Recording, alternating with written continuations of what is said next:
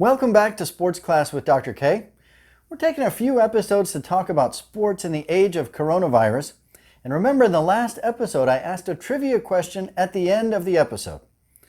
During World War II, when teams were combined in the NFL, the Philadelphia team and the Pittsburgh team combined for the 1943 season, what was the name of that team?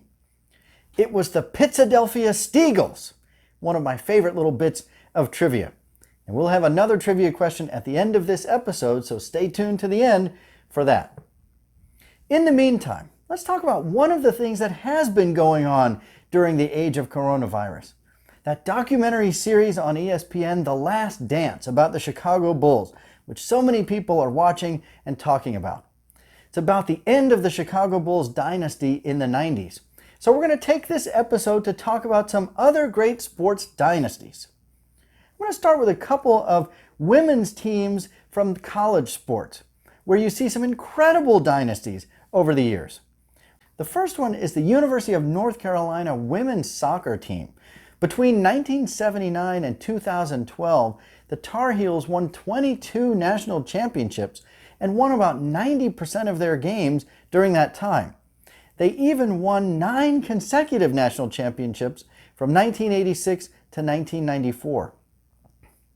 Another of the great women's teams is the UConn Huskies women's basketball team. Over a 15-year span from 2000 to 2014, the Huskies won 8 national championships and actually had a winning streak of 126 regular season games. All right, now let's look at some of the major men's sports and the great dynasties of all time. We're going to start with the NFL, which is actually pretty tough because there have been a number of teams over the years that strung together winning seasons, championship teams over a relatively short time. The San Francisco 49ers back in the 80s and 90s, the Pittsburgh Steelers in the 70s won 4 in a row. And honestly, we'll probably look back and say the New England Patriots are the greatest dynasty in NFL history during the Tom Brady, Bill Belichick years.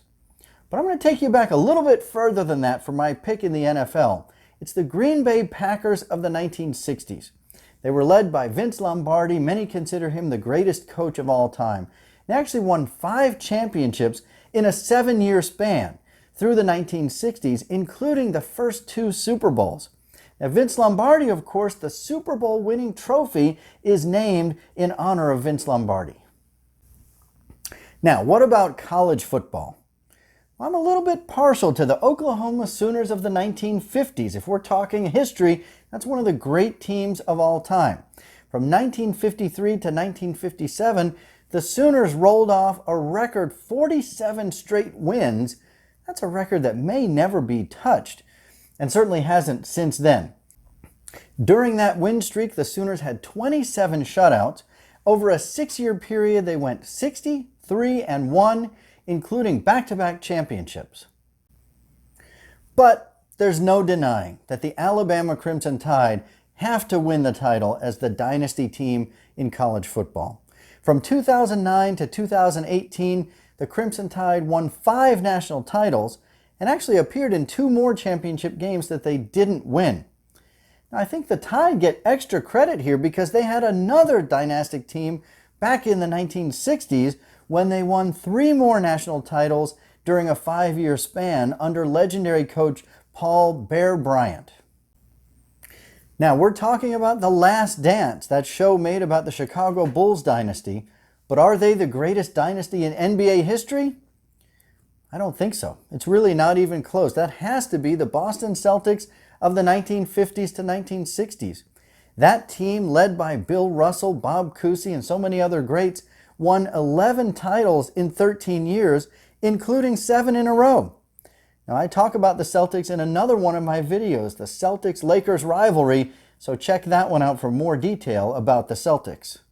All right, what about Major League Baseball? Well, there's really only one choice here, right? It's the New York Yankees, the evil empire. How dominant have the Yankees been over history? Well, consider they have not only the longest streak of consecutive World Series wins, they also have the second longest streak of consecutive World Series wins and the third longest streak in separate stretches throughout their history. The Yankees won 5 consecutive World Series back in the late 40s and early 50s. They won 4 straight in the 1930s, and then they won 3 consecutive in the 1990s in the Derek Jeter years. All of those are among the greatest streaks in baseball history.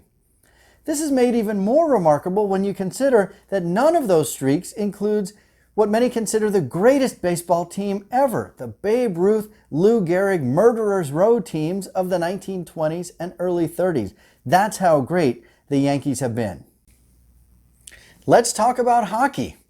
There can be only one great dynasty in hockey history. It is, of course, the Montreal Canadiens. They won 5 straight Stanley Cups back in the 50s. They won 4 straight again in the 1960s, and then did it again 4 straight in the 1970s. They won 15 Stanley Cups in about a 30-year period. No other hockey team can touch that record. All right, we've got one last dynasty to talk about, and it is the UCLA men's basketball team, which was so dominant back in the 1960s and 70s. They won 10 championships in a 12-year span, including 7 in a row, led by greats like Lou Alcindor and Bill Walton and their legendary coach John Wooden. The UCLA men's basketball team might just be the greatest dynasty in the history of sports. All right, so where do Michael Jordan and the Bulls of the 90s stack up against these other dynasties? Let me know in the comments below. And before we sign off for this episode, I've got a trivia question to ask about these dynasties. There have been 3 different NBA players who won the MVP in the All-Star Game, the regular season, and the playoffs in the same season. Michael Jordan of those Bulls teams actually did it twice. Name the other 2 players to accomplish that feat. I'll give you the answer in the next episode. So thank you for watching. Like, comment, and subscribe. We'll see you next time.